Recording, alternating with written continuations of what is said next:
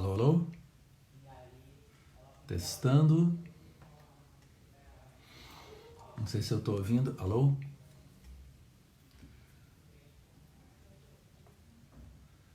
Estou ao vivo. Aham. Já tem uma pessoa aqui. Ah, duas pessoas. Estão me ouvindo aí? Tá, o volume tá, porque eu achei que eu estava me ouvindo aqui pelo fone e não está rolando. Gabi, Augusta Patti. Esse é o vídeo hoje na Kiffer sobre o Achille Mbembe. Muito bom, por sinal. Vê se agora 8 pessoas. Aham. Cláudia já está aqui. Esperar só mais um pouquinho. 9 pessoas. Augusta Patti. Tô aqui, olha, esperando um pouquinho mais, se vai ter mais gente para chamar o meu amigo e dizer o que estou fazendo por aqui, né? Então queria agradecer o convite do Espaço Afluentes para fazer esse bate-papo aqui dentro da série Duplas Criativas. E o Espaço Afluentes, para quem não sabe, é um coletivo bastante singular, porque além de ser um coworking que fica no centro do Rio de Janeiro,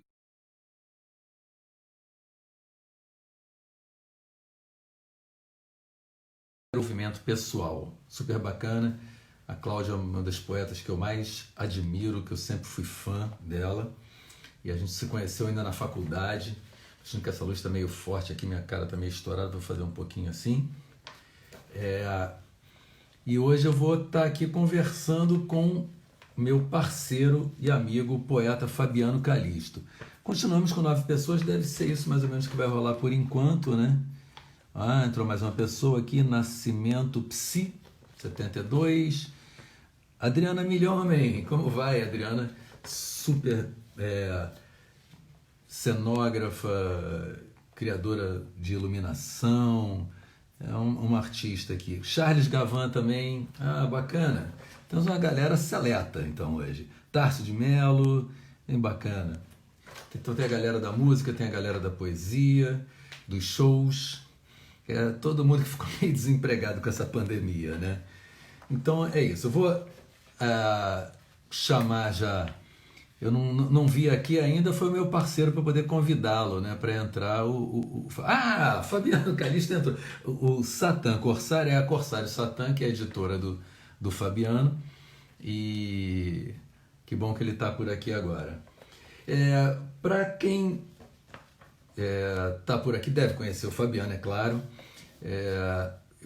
Agora somos parceiros numa banda, no Hipopótamo Alado, que já lançou um single e vai lançar o segundo single daqui a 2 dias.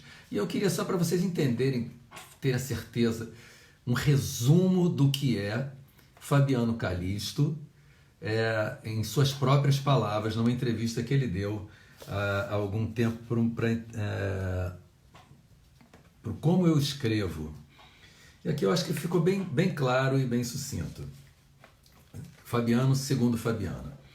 Interesso-me de veras pelo espírito barroco, anárquico, macumbeiro, pelo colorido da fruta aberta com as mãos e pela resistência viva, sanguínea da América Latina, seus simbolismos luminosos siderados. A defesa incessante da alegria, a busca louca pela felicidade, carne de caju existencial, licor de genipapo, Luiz Gama, Cruz e Souza, Lima Barreto, ninguém vai melhorar o gosto da água. A preguiça é resistência também. Caso queira, não se acanhe. Uma folha de erva não é menos que a jornada das estrelas. Ana Martins Marques, Natália Agra, Rodrigo Lobo Damasceno.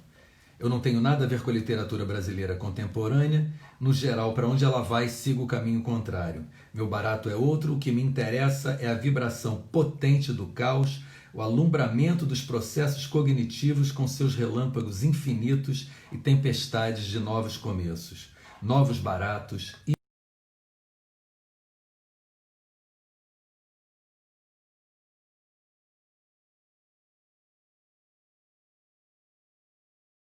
arroz, feijão, ganja, anarquia, saúde e amor. Evoé, Baco, Saravá Ogum, a poesia é foda. Dá para não se apaixonar por essa figura. Deixa eu ver onde é que está aqui o Fabiano para eu convidar ele aqui. Tem algum lugar que a gente convida as pessoas, né? Eu não estou vendo isso aqui. Como convidar a pessoa para participar disso? Ah, peraí, a Cláudia falou que está dando uma congelada. Ainda está dando congelada? Acho que não, né? Ah, eu não estou conseguindo ver onde chama as pessoas. Cadê? Transmitir ao vivo. Cadê o satélite? Eu acho que é isso aqui. Aham. Vamos lá. Acho que sim, vai entrar Fabiano. Vamos ver. Aguardando. Fabiano. Depende só da conexão. Tá todo mundo ouvindo aí? Boa noite, Fala, querido. Tudo bem? tudo bem? Tá Boa dando noite, para ouvir Leone. legal? Tá dando, aqui tá dando, e por aí? Por aqui também. Eu vou até aumentar um pouquinho para te ouvir melhor. Eu tinha botado baixinho. Vamos começar, ó. Já vou abrir uma cerveja para a gente ficar mais à vontade. Não sei se você tem as Certo. suas aí também. Eu acabei tomando a minha antes, eu vou tomar uma aguinha agora. Ah, Um brinde. um brinde a todo mundo. Bom, a gente está aqui para falar da nossa parceria, Fabiano. E aí eu acho que a gente podia começar como é que a gente se conheceu, como é que um artista pop se envolve com um poeta marginal paulista e cria uma coisa juntos, assim, que agora a gente tem uma banda, né? Agora a gente Pois é, banda. Sim, eu sei que fui eu o responsável por esse encontro. Eu li uns poemas, exatamente. eu li uns poemas seus, não me lembro nem que ano. Você lembra que ano que foi isso? Faz uns 3 anos, 4 anos, não sei quanto tempo faz. Eu acho que deve ter sido 2015 ou 16. Bom, então uns 4, 5 anos, né? É, É. E aí eu li os poemas e convidei você e o Marcelo e a Bruna Beber, que depois ficamos amigos de bar, né? Para ir no meu show, é. num Sesc, e para ir depois no Camarim. E foi ali meio que a gente começou aí, assim, eu já adorava seus poemas, e como eu adorava também os poemas do Marcelo. E, e eu ficava meio assim, porque um artista pop sempre tem uma coisa, será que a galera mais erudita vai gostar de música pop? E vocês foram super carinhosos também, então eu fiquei bastante à vontade com vocês ali. É verdade, foi massa porque a nossa geração, a minha, do Marcelo, ouvia as músicas que vocês fizeram, né? Nos anos 80. Então já era um território que a gente tinha circulado e tal. Para mim foi muito legal, foi muito divertido. Nesse tempo todo a gente tem feito inúmeras coisas, né, Leone? Inúmeros projetos e tal. Além de conversar sobre inúmeros assuntos também, né? Exatamente. Mas foi legal, foi um dia muito importante, assim, eu conversei com o Marcelo depois e ficamos lembrando dos tempos dos anos 80, né? Não só do Kid de Abelha, como também os heróis da resistência e também sua carreira solo, dos anos 90 e depois mesmo nos anos 2000 até agora. Eu me lembro assim, que eu fiquei muito comovido que vocês gostavam de uma canção que quase ninguém conhece, que é Criado Mudo, que é uma música que eu fiz com meu avô. Pois é, essa é muito marcante mesmo.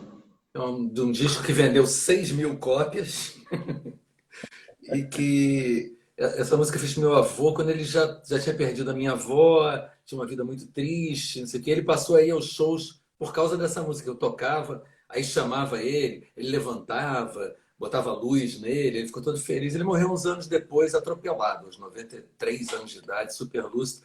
Mas ele passou uns 4 ou 5 anos que ele ia em todos os shows, levava amigos, comprava um monte de convite, só porque ele sabia que ia ter aquela hora que eu ia apresentá-lo, assim.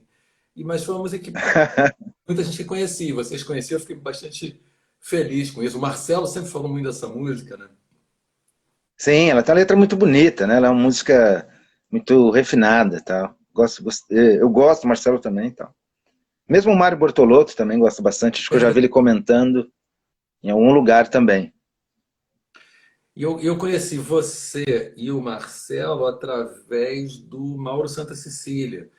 Uma época que a gente estava Isso. dando oficina de poesia e letra de música, e a gente ficava buscando poetas contemporâneos, e dali veio uma paixão, inclusive, pela poesia contemporânea brasileira. Eu acabei fazendo aquele show Multiversos, né, que tinha poema seu, da Ana Martins, do Antônio Cícero e tudo mais. E aí, mas eu me lembro de ter lido, acho que o primeiro livro seu que eu li foi o Sanguínea. Não sei se foi o Sanguínea ou... Acho que foi o Sanguínea, assim. E fiquei fascinado a partir dali, assim, adorei. E o Marcelo também, que tinha... Eu acho que o primeiro livro, o primeiro poema que eu li dele era aquele antológico, o Buquê de Presságios, que todo mundo acaba citando. Ah, sim. Uhum, um clássico dele. Aliás, está até aqui na parede em algum lugar, está aqui, ó.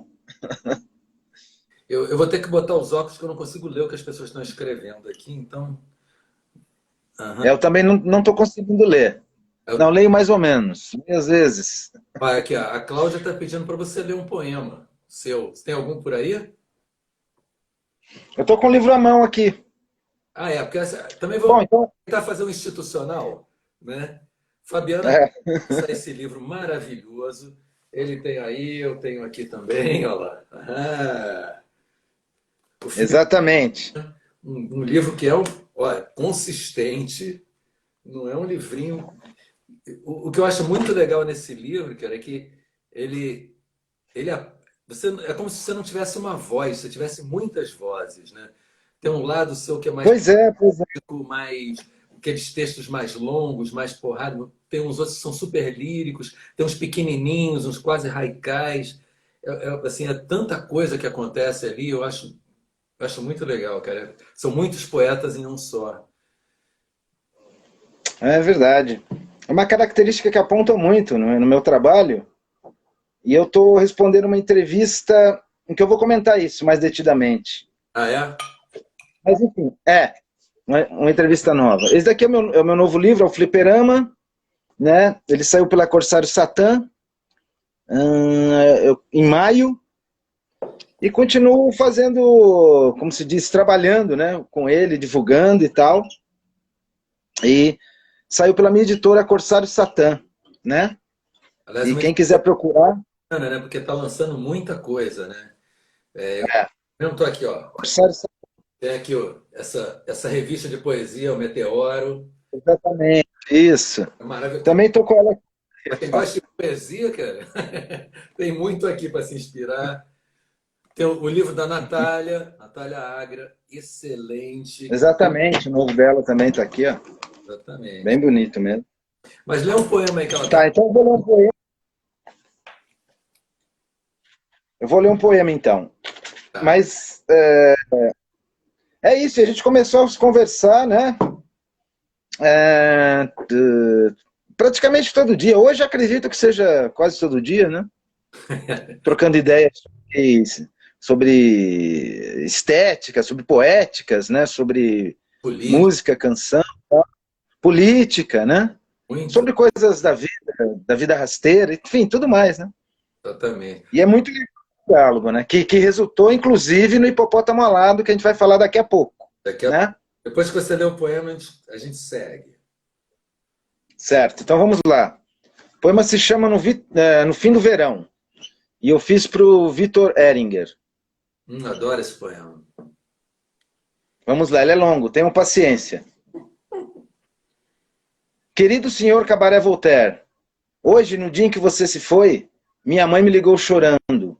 A melhor amiga dela também havia partido. Conversamos um tempão. Danças, crises, falta de dinheiro, o nazifascismo se aproximando, feira da semana, solidão, aquela canção do Odair José. Tristeza profunda, dessas que nos alejam um bocado por dentro, nos botam mancos na vida, presas fáceis da chuva suja destes tempos de peste. Lá fora a marretaria anuncia o açúcar de sua fruta, o outro, a gordura de sua fritura. Um cachimbo dizima uma pedra, fogo intenso como uma loucura.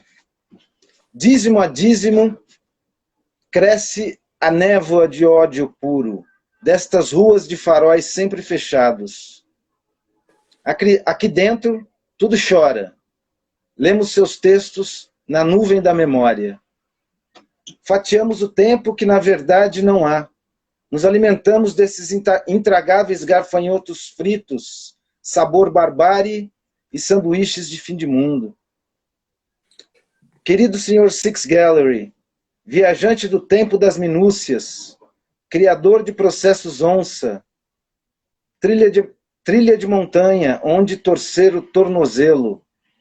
Agora, nestes tempos bestiais, é abraçar a metodologia indígena e sobreviver a mais esse apocalipse.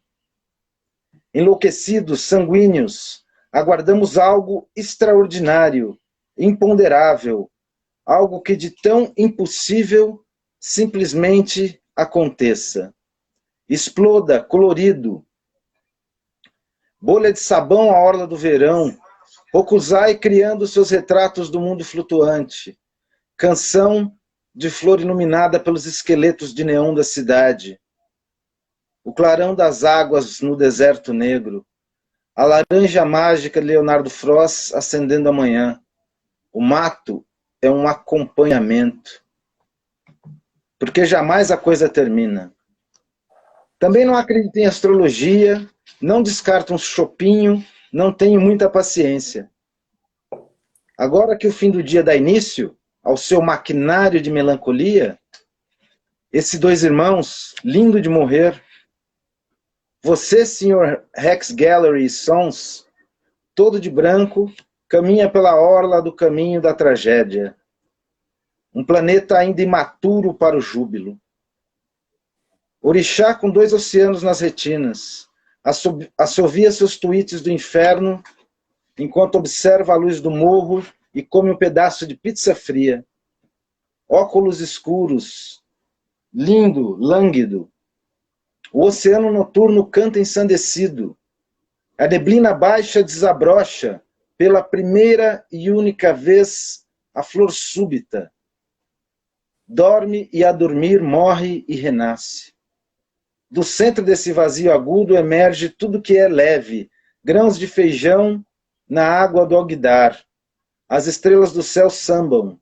1000 lantejoulas lunares flutuam pela pele oceânica, as pegadas da absurda ausência, sob uma finíssima camada de areia e sal. Espessa a dor, o mar. Canta um refrão triste. Marte avermelha os olhos, e como você, levita. Lindo, né? É isso. É engraçado que eu já tinha lido vários dos seus poemas, né, que você mandou bem antes de publicar, mas lido agora, a gente percebe que a poesia já existia, né? Que todo esse Pois é, nível que a gente pois está é. tendo já estava descrito, né? Já estava aí. Exatamente. Ela só mostra Uhum. mais que a gente já vivia esse horror, né? É Como muito... se a gente pressentisse de algum modo a chegada desse tsunami de desgraças, né? É que você vai vendo umas coisas que falam, isso foi escrito ontem, né? Foi escrito por causa da pandemia. Não foi, né? A gente já Pois é. tendo esse sentimento distópico há tempo, né, cara? Muito... Tem uma coisa que eu queria te perguntar que eu não te perguntei. Essas coisas que você coloca em itálico são frases de outras pessoas ou você decide colocar em itálico porque é importante para o poema? São citações, né? São versos alheios Ah, em entendi. quase todas as peças. Só na última peça que eu uso o itálico para separar vozes, né? A voz A tem é redondo, né? E a voz B é itálico. Nesse caso é só para diferenciar. Mas no resto do livro é para citar versos alheios, passagens alheias, enfim, citações em geral. É, que aí tem umas coisas, além de toda essa densidade emocional, essa barbárie que a gente vive, né? Que é uma coisa que eu vi que no Twitter, no WhatsApp, a gente fala muito, né? Sobre essa cretinização da vida, né? Sobre essa vida muito É, também tem uma coisa no seu poema que eu acho que nem todo mundo nota, que é um cuidado com a sonoridade, que eu até falei com você, que é coisa de quem gosta de música, né? Então, assim, eu só marquei É, falando, opa, deixa eu marcar isso aqui. Tipo, grãos de feijão na água do alguidar, as estrelas do céu sambam. Cara, essa frase, assim, é muito boa de som também, né? Grãos de feijão na água do alguidar, as estrelas do céu sambam. Isso já é um verso de música, né? Muito legal. é verdade, eu gosto bastante desse tipo de artesanato, né, da coisa do verbo. Aí, nesse caso, a própria palavra, a palavra água está dentro, literalmente dentro do alguidar, né? A Tá? palavra água está dentro da palavra alguidar. Então, as sonoridades, todos os mecanismos que fazem, que dão ignição a um verso, né, mecanismos sonoros, principalmente, me interessam muito. Então, ao mesmo tempo que tem uma visão, as pessoas têm uma visão da minha poesia como um dos alicerces temáticos sendo a música, e é verdade, realmente, a música ela é muito importante, a canção popular é muito importante, a música no geral é muito importante para a minha poesia. Mas não só quando eu cito diretamente, sei lá, o verso de uma canção, mas também dentro da linguagem, no interior da linguagem, né? Eu vou tentando trabalhar melodicamente os versos. Eu acho até que por conta disso é que a gente acabou criando junto a história do hipopótamo, né? Porque você é um poeta É, que gosta de música, ao contrário do Cabral, que, como a Cláudia é, falou aí, a Cláudia Roquete Pinto falou aí, fica meio citado de tabela, né? Daquela coisa das palavras como feijões que flutuam, né? E você escolhe. exatamente, sim, sim. Uhum. A referência nessa parte do poema é o Cabral, né? Só Do que, ele, Catar Feijão. só que ele não gostava de música e você gosta. Pois é, pois é. Pois é, tem aquela canção linda do Caetano que ele fez, que ele fala do João Gilberto e do João Cabral, né? Do João que não gosta de música. Eu É. esqueci agora o nome. Mas enfim. Alguém vai aparecer e vai escrever pra gente, não se preocupe. Mas então vamos falar do hipopótamo? E o João Cabral tinha aquela música esquisita, né? Ele não gostava de música. E o poema dele tinha uma música um pouco difícil, mas ao mesmo tempo muito bonita, né? É. Uma música mais dura. Sabe, ele falava que não gostava de música, mas ele tinha uma coisa com a métrica, com a rima, e mesmo com a música ritana, né? Com a música flamenca, que ele gostava, e Exatamente. falava muito de bailarinos e de violões. Então, é meio ondas que ele não gostava de música, né? Tinha uma musicalidade importante, né? Tem. Ah, o Tarso de Mello está falando que é o João Cabral e o João Donato. Eu achei que era o João Gilberto, mas ele falou que é o João Donato. Ah, pode ser, eu acho que é isso. É isso mesmo, Tarso, valeu. Bom, mas então vamos falar do hipopótamo, né? Porque o hipopótamo Vamos. alado já começou faz um tempo, né? A gente lançou agora, mas é uma coisa que já existe. A gente já vem brincando com isso faz um tempo, que é para falar desses tempos horrorosos que culminaram no bolsonarismo e na pandemia, tudo junto ao mesmo tempo, né? Que a gente sabia que a coisa estava ruim, mas não podia imaginar que fosse chegar nisso, né? E aí eu acho que ficou inviável não lançar mais o hipopótamo, né? Reter mais. É verdade. Voando. E olha que levantar É verdade. o chão não é fácil, né? É verdade. E é engraçado que meio ao acaso mesmo, né? O momento da pandemia, desde quando a gente está planejando o hipopótamo, e ele ser lançado justamente agora, né? É. Um tempo de urgências gigantes, né? E a gente vem trabalhando nisso, na verdade, desde quando? 2017, acho? Eu acho, 16? eu acho que sim, é. O Lourenço está aí, ele deve saber. Ó. O Lourenço é um dos hipopótamos, um dos mamíferos. Eu acho que não é um paquiderme, eu tenho dúvida sobre o que seja o hipopótamo, ainda mais falado. Não é uma categoria que a ciência tem estudado muito. Mas o hipopótamo, para quem não sabe, é um coletivo, né? Sou eu, Fabiano, o Lourenço Monteiro e o Humberto Barros. Mas todos são mais do que músicos ou compositores, todo mundo tem outros talentos. O Lourenço, por exemplo, que está aqui, ele além de ser um dos maiores bateristas que eu conheço, ele também é um super produtor e não só isso, ele canta muito bem. É, tinha uma banda chamada Cabeça de Panda, que era muito, muito bacana. E é um cara que tem interesse em outras áreas, se formou em jornalismo, escreve roteiro, que fez um curso de roteiro. Então, assim, não é só um cara da música. O Humberto Barros, que é o tecladista, começou comigo nos Heróis da Resistência, não sei quando, em que ano foi isso. No milênio passado, com certeza. Mas ele tem doutorado em design, né? E ele faz vídeos de animação, ganhou prêmios de Toy Art.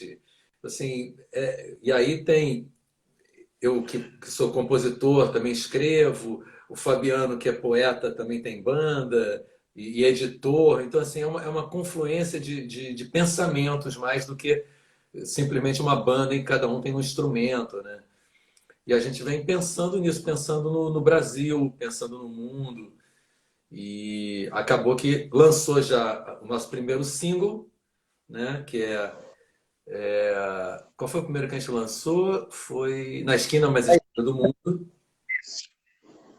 E que partiu de uma ideia de reescrever canções utópicas dos anos 70 para esse período pós-utópicos, né? Então, começa, inclusive, da janela lateral, enquanto o Beto Guedes vai da janela lateral do quarto de dormir, a gente vai ver outras coisas. A igreja, para ele, que era uma coisa bacana, para a gente é a máquina ilusória, e a gente vai vendo o horror que está ali. E a saída pela poesia, que é uma fé que eu acho que nós temos, né? Que a poesia é, uma, é um oásis nesse mundo cada vez mais besta, né? Mais utilitário, né? É uma zona autônoma, né, de pensamento e afeto, a poesia. É bem importante. E é muito legal que foi um tempo maturando, né, os trabalhos do Hipopótamo Alado. Mesmo essa canção, se a minha memória não falha, a primeira versão da letra, você foi trabalhando a melodia, depois nós fomos mudando, reencaixando, remixando, ou seja, foi um processo, para mim, foi um aprendizado gigantesco, né? Ver toda essa coisa da composição dentro do universo da canção popular, né? O trabalho coletivo também foi muito interessante, porque todos vocês são da área da música, trabalham com a música profissionalmente, né? Tal. Mas foi um processo longo, maturado, a gente foi fazendo, foi testando versões, né? Tudo mais. E o tempo chegou, e o tempo, né? O tempo é epidêmico, né, mas não tinha outro tempo, tinha que ser agora, né? Eu acho assim, tem um processo no hipopótamo que é mais parecido com o da poesia que com o da música. O da música fala, vou gravar um disco. Aí você entra, grava aquele disco sei lá, um mês, mixa e lançou. Na poesia, até você lançar um livro, você fica reescrevendo aquele poema, né? E às vezes até depois, né, Exatamente. você lançou e você, putz, eu queria reescrever essa coisa. E aí ficou reescrevendo a canção, né? Ficou ali meio maturando essa coisa de Foi. idas Foi e mudando algumas coisas, os caminhos, né? exatamente. Porque até, assim, não tinha nenhuma intenção comercial no sentido, vamos ganhar como é que é, as paradas de sucesso, vamos chegar e tocar no rádio. Grammy. Exatamente, era o que eu não poderia fazer na minha carreira e as experiências, e eu acho que é bacana isso. Assim, a gente já tem agora para sexta-feira o lançamento do segundo single, né, que é o Farrapo Humano, que a gente regravou de uma versão super dark, de um jeito super dark, que assim, eu tenho um paralelo na minha história de composição de artista, que é o Lágrimas e Chuva. Lágrimas e Chuva é um bilhete suicida. Será que existe alguém ou algum motivo importante que justifique a vida, ou pelo menos esse instante? Mas era um arranjo muito alegre. Uhum. E as pessoas não acham que o outro vai se suicidar dançando assim, né? E o Farrapo Humano é isso também. É uma música em acordes maiores, um arranjo super feérico, bacana, de metais e tudo mais, mas fala de um suicídio, né? Tenta o suicídio, Exato. caco de telha, com caco de vidro, em 1970 e poucos, durante 73, durante aquele horror que foi a ditadura, né? E você querendo viver o sonho da contracultura, mas tinha ali aquela repressão de uma violência enorme. E aí a gente acabou levando para esse caminho, assim, eu acho interessante. Para quem não sabe, o Hipopótamo Alado é uma banda eletrônica, praticamente, né? Tem E instrumentos Dark. acústicos, mas é uma banda eletrônica, dark, pesado e para baixo. Eu acho que não existe Uhum. marketing pior no mundo.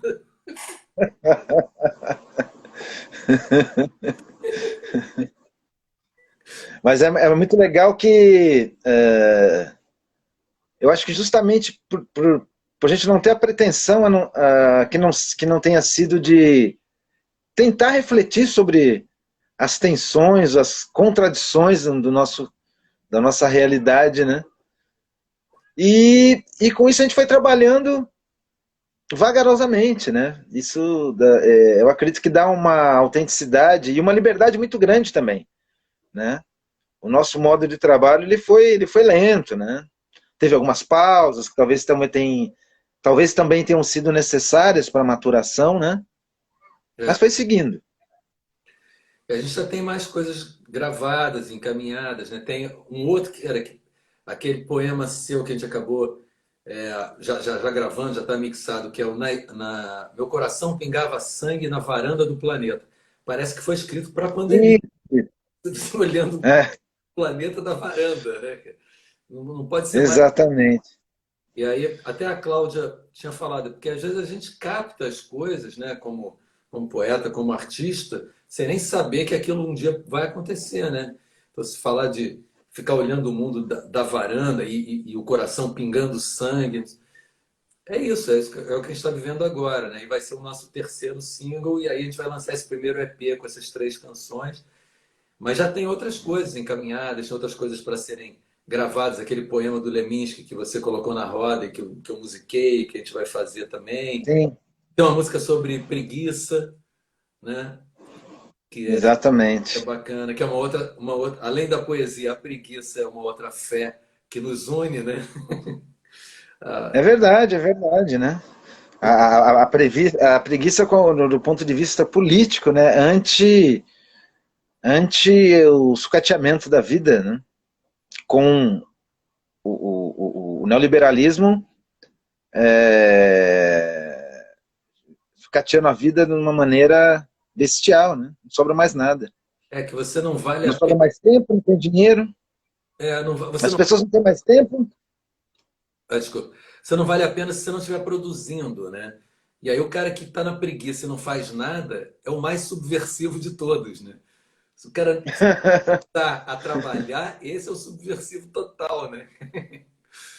Certo? Exatamente, exatamente, exatamente. E a ideia de que você tem que ser sempre produtivo o tempo inteiro, né? Que você tem que sempre estar ocupado, aproveitar. ah, Isso meio que envenenou a alma da sociedade de uma maneira curiosa, né? Então, eu não consigo entender. A gente precisa do descanso, da pausa, né?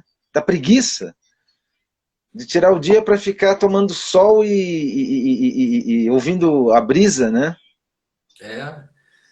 É, essa coisa de índio, né? Que assim, eu tenho vários amigos indígenas de várias nações indígenas, né? Porque aqui a gente fala tribo para reduzir, né? Mas são nações indígenas. É, E, cara, tem isso. Para que ser produtivo? Para que acumular? Né?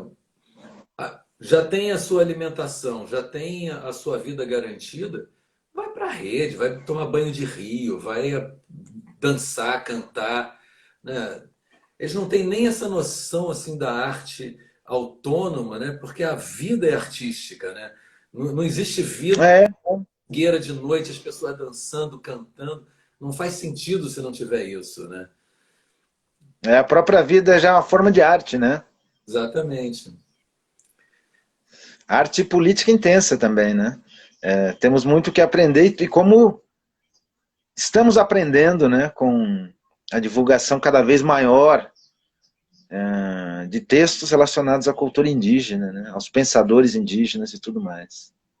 São tempos interessantes. Eu estava até falando antes com você aqui, que a galera não pôde acompanhar também, da história das nossas conversas por WhatsApp, né? Que eu acho que é a nova forma de comunicação de cartas. Né? Eu tenho aqui o livro do Mário de Andrade com Carlos Drummond de Andrade, não nos colocando nesse panteão, mas que era que virou outra coisa. Né? Eu fiz um levantamentozinho dos assuntos que a gente conversou de janeiro até abril, e depois a coisa disparou, porque na pandemia a gente começou a conversar ainda mais por, é, por WhatsApp. Eu peguei 38 assuntos que a gente falou inteiramente diferentes, tipo das novas celebridades do Twitter, os novos stalinistas voltando, né? Lugar de fala, é, das letras mesmo que a gente trocou, a letra do Gabiru Ataque, que é a sua outra banda, né? Verdade, verdade, verdade. Em relação, Soluções musicais, né? exatamente. Algumas ideias de peço, tal. A sua atividade como editor, que eu acho que Editor? é bastante importante também. Até uns assuntos meio espinhosos, né? Sobre a coisa da cultura de massa, que você estava preocupado com a indústria cultural e tudo mais. Sobre É, Bolsonaro, infinitas vezes falamos sobre Bolsonaro e o bolsonarismo, essa praga que nos amaldiçoa no momento. Mas eu estava vendo assim, um monte de outras coisas. O disco novo do Bob Dylan, Deep, verdade. tantas coisas que a gente vem falando, né, e vem conversando, que eu achei interessante. Assim, eu sei que isso é meio etéreo e vai se apagar, mas é uma coisa que fala muito sobre como a gente pode se influenciar, né, emocionalmente, artisticamente e tudo mais. Eu acho que você tem isso com outras pessoas também, né? Essa coisa é mais fragmentada do que a carta, mas eu acho que também tem uma influência muito grande, né? Acho que tem, né? Porque a velocidade das mensagens, com a mudança das plataformas todas, da carta para o e-mail, eu lembro que os primeiros e-mails, né, eu sou da geração de escritores que trocavam cartas uns com os outros, ou seja, eu tirava todo domingo, algumas horas do domingo para responder cartas, essas coisas. Então, tinha um exercício ali intelectual e até mesmo criativo, né, muito interessante. E eram cartas longuíssimas, né, 2, 3, 4 páginas, né. Quando aparece o e-mail, os primeiros e-mails também têm um formato ainda preso à plataforma anterior, que é a carta, ou seja, eram e-mails muito longos, muito detalhistas. Eu acho que até textualmente também mantinha um pouco ainda do espírito da carta. Aham. Depois a coisa foi se transformando numa velocidade no século XX, né? Vamos dizer assim, a partir da virada dos anos 2000, a coisa se transformou, a coisa da comunicação se transformou numa velocidade tão grande, tão intensa, que hoje a gente não usa e-mail praticamente exclusivamente para trabalho, né? Ou seja, você manda arquivos por e-mail, você tem um contato, que você trata das suas coisas profissionais por e-mail, né? Isso é uma Mas, questão, né? Assim, se eu mandar um e-mail para o meu filho, eu tenho que avisar no WhatsApp que eu mandei, porque ele não olha e-mail. tem uma... Sim, é verdade. Ou basta Então, eu acho que falar, Antônio, mandei um e-mail para você, dá uma olhada aí. tem um pouco isso, sim, né? Então, eu acho que a troca de ideias, né, os diálogos que antes se mantinham pelas cartas, eles estão um pouco também no WhatsApp, transformados pelas, pelas situações, né, todas, ou seja, é um aplicativo rápido que você... Eu te pergunto uma coisa agora e de repente você vai me responder daqui 3 dias, ou responde na mesma hora. Tudo depende, não tem muita ordem nem muito time, né? Tudo depende da mensagem. É. Mas é claro que é muito importante. A gente acaba trocando muitas ideias pelo WhatsApp e tal, em grupos, inclusive, de amigos que gostam que têm interesses nos mesmos campos culturais, etc., né? Até, Enfim, são essas pequenas... Pode falar, Leone. até porque a conversa nas redes, a conversa pública, se tornou muito complicada, né? Muito reducionista, tem a coisa das cobranças dos grupos, que você tem que ser muito. É, é difícil ser individual, questionar determinadas coisas que viram sei lá, quase sagradas, né? Tanto para a direita quanto para a esquerda e tudo mais, que é muito difícil conversar. Assim, o que eu gosto quando a gente conversa e que eu percebi quando eu estava dando uma olhada no nosso WhatsApp, é a possibilidade da dúvida.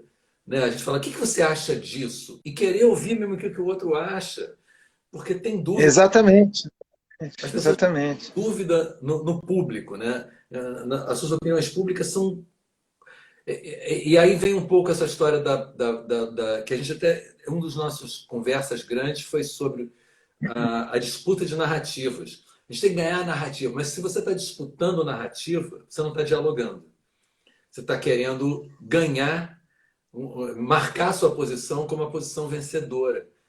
E mais ou menos isso se tornou uma conversa pública. E eu sempre tive uma fé na internet de ser um lugar, tipo a grande ágora. Quer dizer, eu tinha isso no começo dos anos 2000 ali, né? Ser a grande ágora, o lugar que você pudesse falar qualquer coisa e ali chegar ao entendimento. Não se chega a lugar nenhum, né? É um lugar para se brigar pela sua posição e não para conversar, não para aprender. Eu acho, e aí o nosso WhatsApp tem muito disso. Eu percebo assim, você me pergunta, o que você acha disso? Ou eu te pergunto o que você acha disso, e a gente fica Uhum. em dúvida. E a dúvida é tão importante, né? Eu acho que ela é central para tudo, né? Eu acho que a minha poesia, por exemplo, eu digo que a minha poesia é a poesia da dúvida, que eu estou todo tempo tateando camadas expressivas ou formais, mas nunca sem certeza, sem certeza de absolutamente nada. E eu acho que tem isso mesmo, né? Essa utopia que você falou, a utopia inicial da internet, do Ágora público, ao que indica naufragou, né? Porque muita gente já pensa sobre isso e como lidar. Que realmente virou uma situação virou um campo de ódio. As redes sociais viraram campos de ódios, de carteiradas, de autoridades, de vaidades imensas, né? Onde todos sabem um pouco mais que o outro, enfim, virou um território um pouco minado. E a gente vai ter que lidar com isso de alguma maneira também, né? É. Mas assim, aí o que eu percebi nas nossas conversas é que, e é por isso que eu também volto sempre a você, é isso, da gente poder não chegar a uma conclusão, sabe? Não chegar a uma Uhum. verdade, né? Que hoje eu até estava lendo uma entrevista do Mesmo porque não existe, né? exatamente. Que eu estava lendo uma entrevista que tem eu acho que é no Despacho, no Zine que vocês publicam, do Sterzi, do Eduardo Sterzi, Sim. que ele fala, Uma bela entrevista essa. ótima entrevista, né? Que ele fala que a gente nunca chega num texto definitivo, que o texto definitivo é uma coisa ou da religião ou do cansaço, né? E é isso, assim, a dúvida ela está sempre ali. Não existe um texto definitivo, não existe uma verdade, existe uma conversa, né? Uhum. Mas hoje em dia, em poucos lugares, você pode expressar sua dúvida, pode criticar uma pessoa que pensa parecido com você, porque você é o traidor do movimento, ou de alguma coisa assim. Os campos são tão minados, né? Você pisa em lugares e explode sem saber por quê, né? É verdade, é um campo minado e explosivo mesmo, né? É uma epidemia de rótulos, né? Você não pode pensar um centímetro diferente que te rotulam de alguma coisa, né? Então tá tudo muito explosivo, muito à flor da pele, né? É, E os tempos estão perigosos. Eu acho que os tempos estão sombrios, muito complexos, né? é. Então, essa falta de diálogo, essa explosão essa algaravia que não chega a lugar algum, não sei qual o caldo disso, né? Vamos esperar. Eu estou vendo aqui, a gente está sempre com umas 30 pessoas rondando aqui, e elas comentam, a gente acaba não lendo. De repente, fica à vontade de fazer, a gente vai conversando, mas fica à vontade de fazer perguntas aqui, a gente, se souber, responde, Ah, se sim. não souber, passa adiante. Uma, uma coisa que eu tinha anotado aqui, vários assuntos, olha só como eu sou organizado, ó, vários assuntos para conversar, Também anotei aqui, ó. porque me interessa muito. Ah, você anotou também? Beleza. Anotei alguns que eu vou. Alguns eu já disse, né? Na verdade. Mas um assunto que me interessa, que a gente começou a conversar, e porque eu não tenho a menor certeza de nada, você me provocou e eu acabei não respondendo, era exatamente essa história da indústria cultural, dessa coisa que vai ficando cada vez mais diluída, né, no que é apresentado para a gente em termos culturais. E aí pode ser é, a poesia que vende atualmente, que tem a ver com aquelas pessoas que escrevem em guardanapo e não sei o quê, ou a música que está sendo executada nas grandes mídias, que é basicamente um tipo só de música. E eu acho um assunto tão espinhoso falar disso, né? Porque, por outro lado, a gente é muito influenciado por isso também, né? Eu vejo assim, nos seus textos tem até desenho animado, né? Tem, claro, tem muita Exatamente. fé. E assim, onde traçar essa linha, eu acho tão complicado. Por outro lado, a gente sente que tem uma coisa que é enfiada goela abaixo, né, da gente, Sim. Uhum. mas também assim é difícil ser mais sei lá, ser mais definitivo a esse respeito. Isso vale, isso não vale. Até porque as coisas mais interessantes misturam tudo, né? Tipo o tropicalismo, que misturava, né, coisas de avant-garde musical com a coisa mais brega que tinha e com guitarra elétrica. Mas, mas, mas eu sei que existe um A coisa, desconforto, né? a coisa foi se misturando, né? A ponto de não fazer mais sentido a diferenciação alta e baixa cultura e tal, né? E acho que é muito problemático. Os meus amigos adornianos andam discutindo isso de vários pontos de vista interessantes. Mas é um problema extremamente curioso, porque a cultura de massa ela já está envolvida na nossa vida. Na verdade, a cultura de massa é a vida. O que é a cultura de massa? Né? É a música que você ouve, o filme que você vê, sei lá, você vai ver um teatro. Ela, a partir do século XX, ela toma conta de tudo. E talvez naquele primeiro momento da sua explosão, ela a gente tinha um outro mundo e talvez não tenha, também não tenho certeza, talvez não tenha sido completamente cooptada, né? E a impressão muitas vezes que dá hoje da arte comercial é que ela realmente virou produto, né? Ela deixou o artesanato artístico completamente no segundo plano.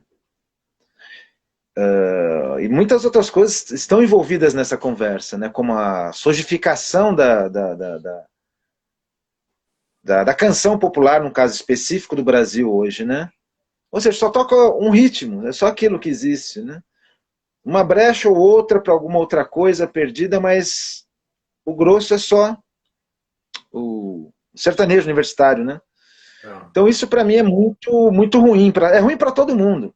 Talvez bom para eles, não sei. Mas para o resto é ruim. É bom provisoriamente, né? Porque a coisa acaba cansando, qualquer movimento acaba cansando, né? Teve uma época que a gente foi dominado pelo axé, por exemplo, né? E o axé decaiu e deu lugar ao sertanejo. Então, assim, qualquer movimento acaba que seja tão hegemônico assim, tem uma hora que, como qualquer império, né, vai desabar. Uhum. Mas, Sim.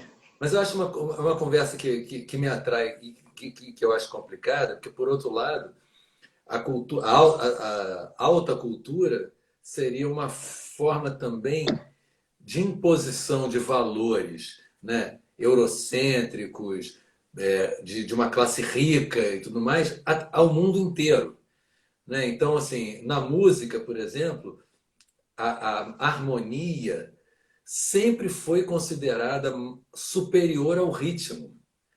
Né? E se você pegar, por exemplo, a música africana, ela basicamente não liga a mínima para a harmonia. Ela liga para os ritmos que são maravilhosos. Mas existe uma hierarquia, né, de que a harmonia, É. a melodia, não sei, que tem uma superioridade intelectual sobre essa coisa mais corporal, é, e mais vital, inclusive, né? Você pegar a música clássica em determinados momentos, ela ficou tão cerebral que difícil aquilo sair daquele grupo, né?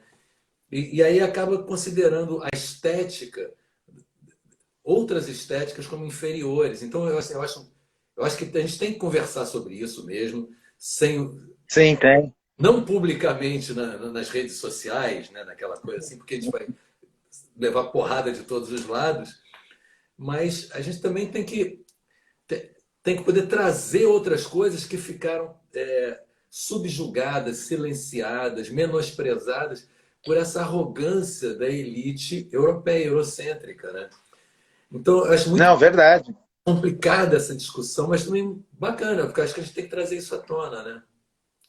É, tem que debater, né? E essa movimentação de abrir caminho e espaço para outras culturas, para outros pontos de vista, também já está acontecendo. Ela está em pleno curso, né, Leone? Isso também é muito bom, claro. Muito. Muito eu estava vendo esses. Tem tentado entender o Achille Mbembe, né, o lá da necropolítica, é denso pra cacete, é uma coisa. Precisa de um estofo teórico que eu confesso não ter, mas fico lá tentando, né? Uma hora eu entendo. E ele fala uma coisa interessante sobre o fim da centralidade europeia, né? Uma população que está diminuindo e envelhecendo. As suas economias não são mais as primeiras do mundo. Então, assim, só esse fato já permite que outras coisas apareçam, né? E eu acho que aí a gente tem muito um olhar para a África, um olhar para os indígenas, um olhar para a própria América do Sul, né? Para a Ásia. Isso.